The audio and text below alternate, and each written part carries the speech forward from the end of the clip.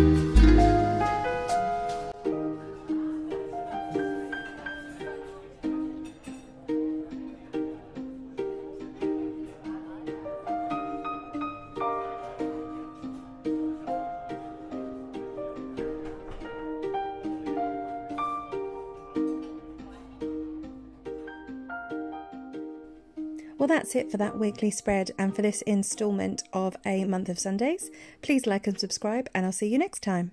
Bye bye.